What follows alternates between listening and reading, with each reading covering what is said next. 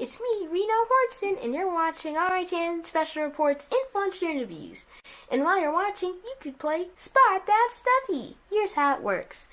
During different parts of the broadcast, I'll be hiding out in certain places on set, and your challenge is to find me. How about a practice round?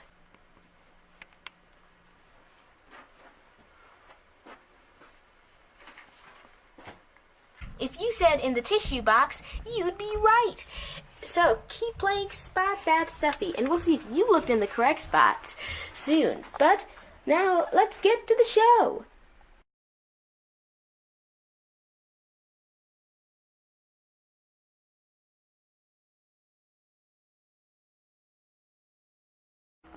Hello everyone, and welcome to yet another edition of RHN Special Reports Influential Interviews. Today we're interviewing popular local orthodontist Dr. Dayan. Hi, how are you? So, without further ado, let's get to know this interviewee. So, Mr. Dr. Dayan, tell us about yourself. Alright, so I'm born and raised in Brooklyn. I have a wife, Marjorie, son, Zachy. Youngest of 4 brothers, and I love music, which is sometimes why you hear a lot of different songs going on in the office. I don't play anything, but it's just something I really enjoy. What types of music are you into? Everything. So if you heard on The Office, you'll hear, this is my personal playlist. You'll hear reggae, you'll hear EDM, you'll hear hard rock, you'll hear soft rock, you'll hear even stuff like show tunes that are on there. So it's something for everyone, and really when people come in, you'll see, parents who are enjoying the Beatles, and, 5-year-old girls who are enjoying songs from Frozen, and then teenagers enjoying everything else. So it's really nice. So, as an acclaimed orthodontist, what is your work usually like? So, the day is pretty busy, but it's very fun. Orthodontics gives you the opportunity to affect the whole complex. It's not a very local, specific part of the mouth. So with any sort of case, any sort of patient, if there's a problem with bones, jaws, I can help with that. If there's a problem with airway, breathing, it's also something we can help with. Profile, soft tissue, the way a person looks, functions. So it's really nice where the only limit is either my imagination or the person's physical limitation. So it's really fun to be able to affect any part of that and look at the whole entire complex, the whole entire mouth, the whole entire face, and improve it. How did you first start out in the field of dentistry and ortho? So I always wanted to get into healthcare. I wanted something where I could use my hands. That got me into dentistry. I just love that idea of creating, that sort of thing. In dental school, you have the option. You have so many different fields of dentistry. There's endodontics, root canals, periodontics, which is gum surgery, oral surgery, pediatrics, which is more kids with, baby teeth and that sort of thing. So I was initially drawn to periodontics, which is gum specialist. After tinkering in that, it really wasn't my field because I didn't really like it. It was too bloody for me. So I didn't enjoy suturing, which is, stitching the mouth up, exactly. So I said, let me explore other things. I had a very good friend who was Spanish from Barcelona. And he comes from a very big family of dentists and different kinds of dentists. He was an orthodontist. His dad's an orthodontist. His brother is a prosthodontist. His other brother is a periodontist. Could you just declare for our viewers? What are all those things? Yep. Okay, so periodontist is the gum specialist. Yep. Prosthodontist is another field where usually working on people who are missing a lot of teeth and need to have either a lot of implants or dentures made to restore a mouth that has been neglected for a long time. His sister-in-law is an endodontist, root canal specialist, and his wife was a periodontist. So my friend was the orthodontist, and I was curious. I said, let me go in and see what orthodontics is like.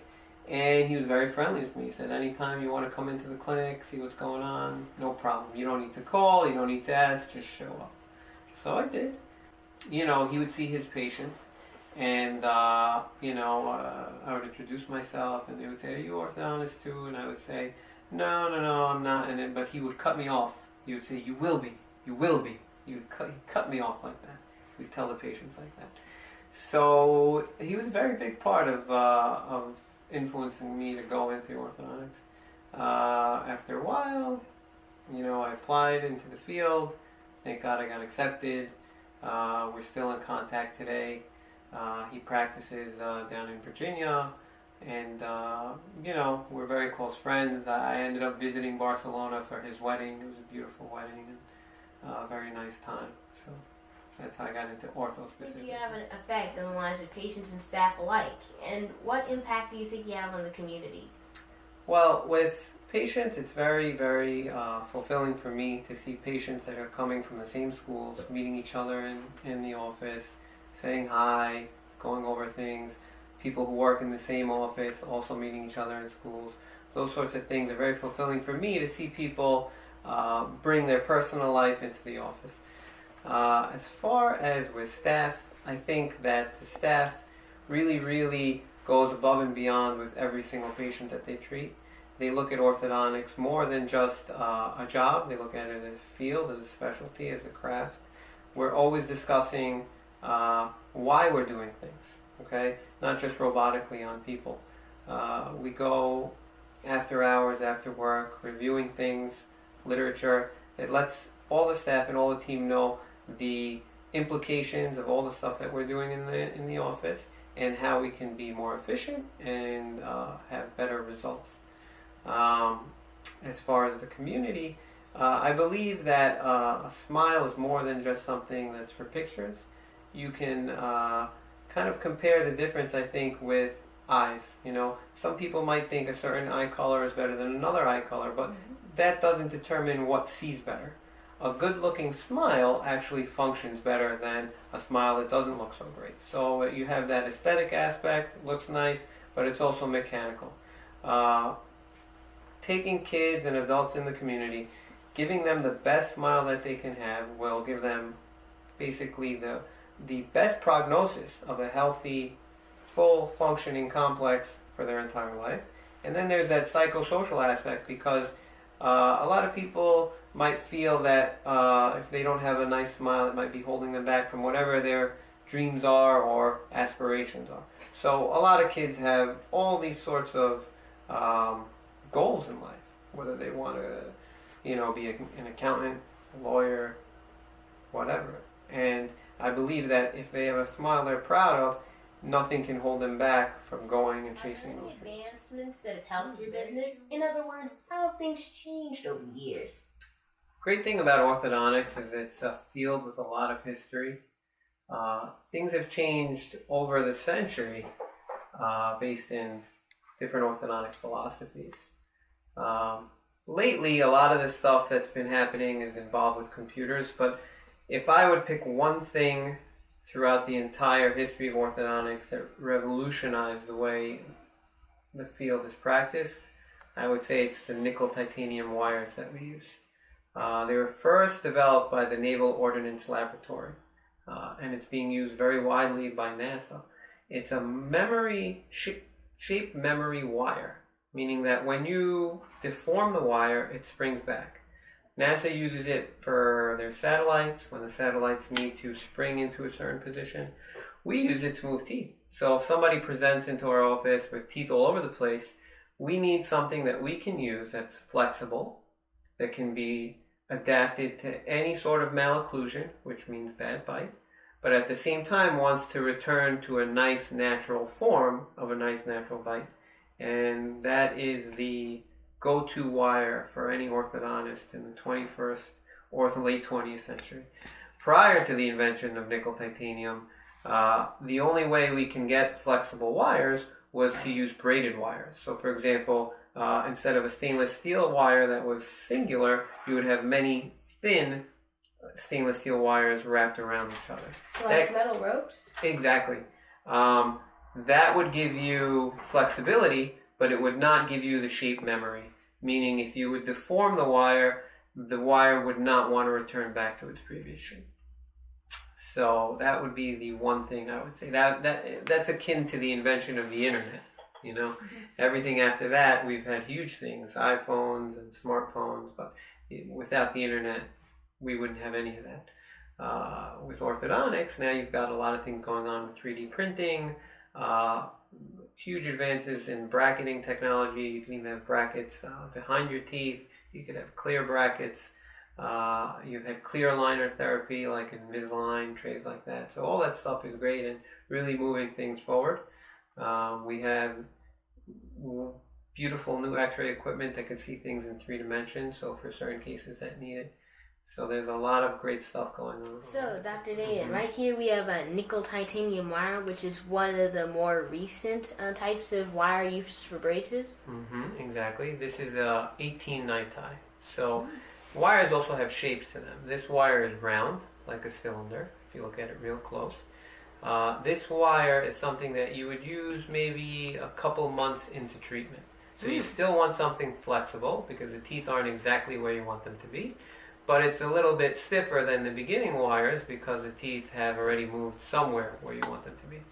Anything you do to that wire, you'll see it'll always return back to its original ovoid horseshoe shape because that's the shape of a natural arch.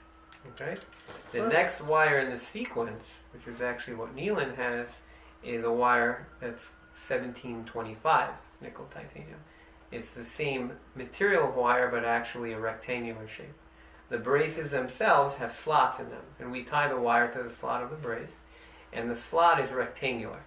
So you can imagine at this point, if you have a round wire spinning in a rectangular slot, you can't affect the movement of the tooth in the inclination direction. Okay, but once you move to that 1725 night tie, not only do you have a stronger wire, but you can affect the way the tooth moves in basically if you would like to protrude a tooth or retract a tooth, you can do it in that shape and material of wire. As a person with orthodontia, I have to ask, what is your view of the idea that braces and headgear are ugly and nerdy? Do you think this idea is arbitrary? I don't think it's arbitrary. I think it's culturally defined.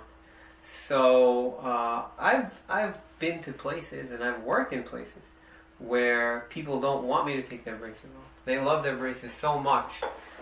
Sometimes it's a status symbol. Sometimes it's just culturally defined, like everybody else has it and I want it too, kind of thing.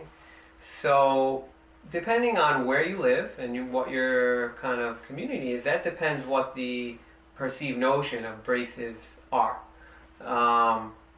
I try to do things in the most effective way possible. And sometimes if I'm working with a community that doesn't like a certain sort of treatment method, like let's say headgear, headgear is not effective if you don't wear it.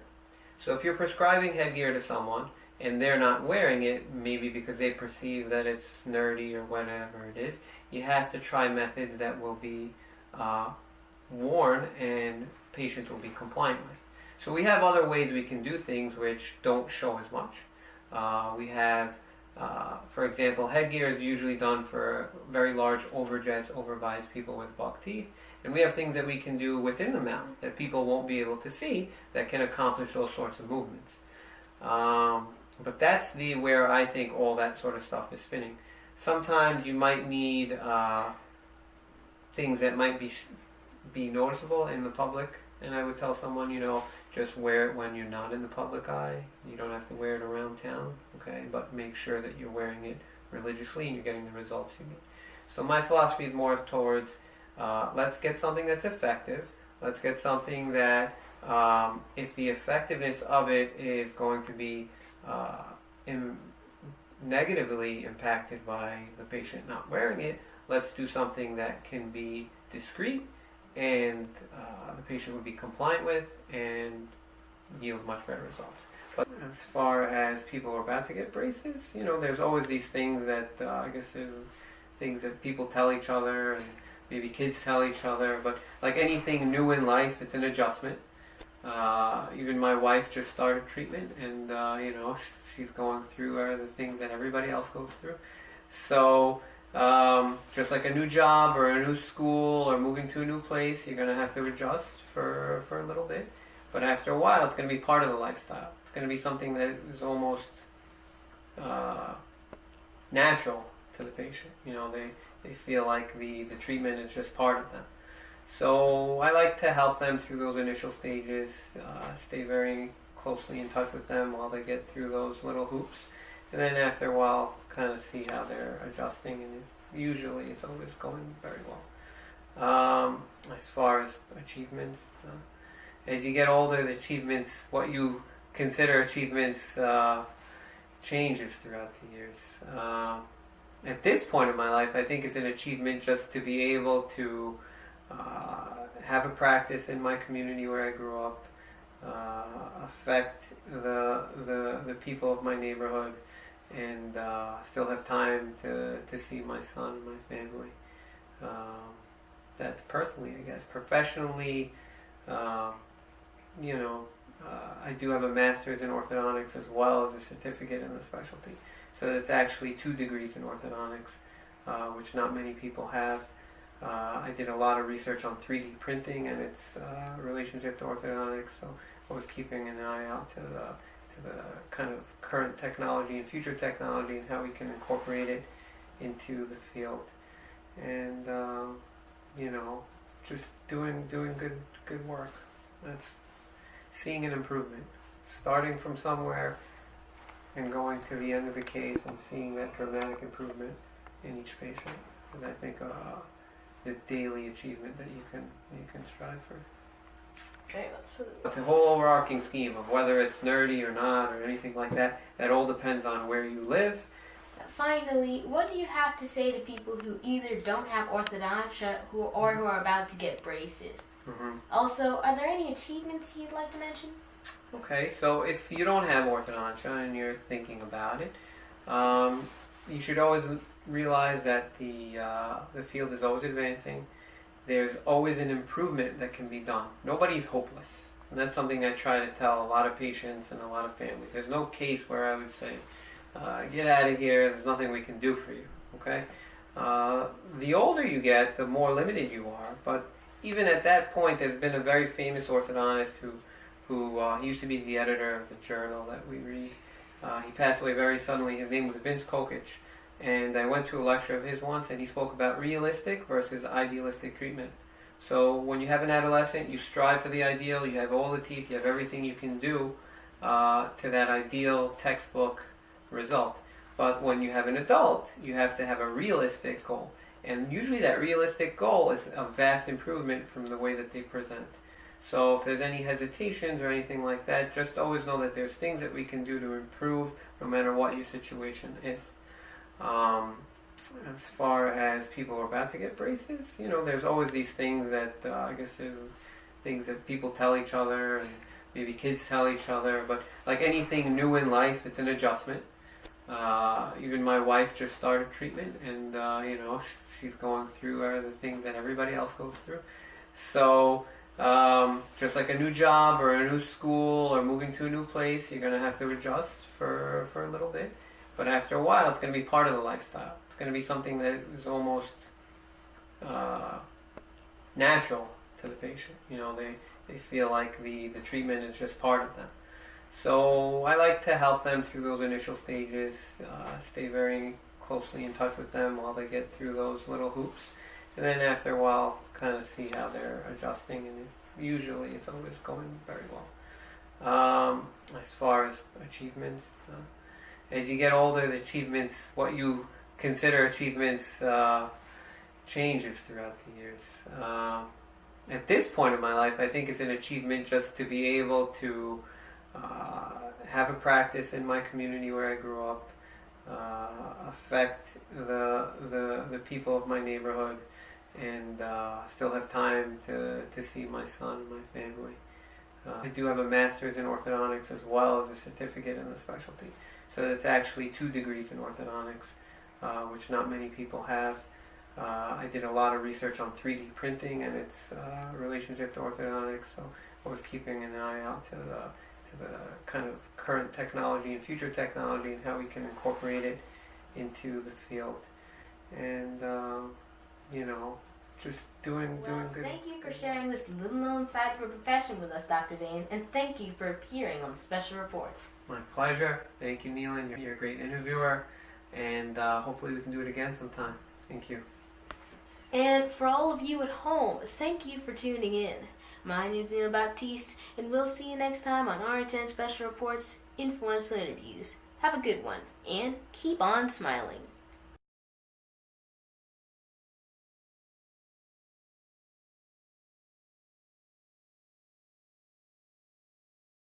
If you said on desk, on the screen, and on the scanner, then you were right. Thanks for playing, and we'll see you next time. A brand new season of RHN Special Report continues this summer. Only on RHN, where excellent reporting is cultivated. Back to a familiar location. That's next time on the Weekday Report. And be sure to catch the season finale of the Weekday Report, June 30th. Only on RHN.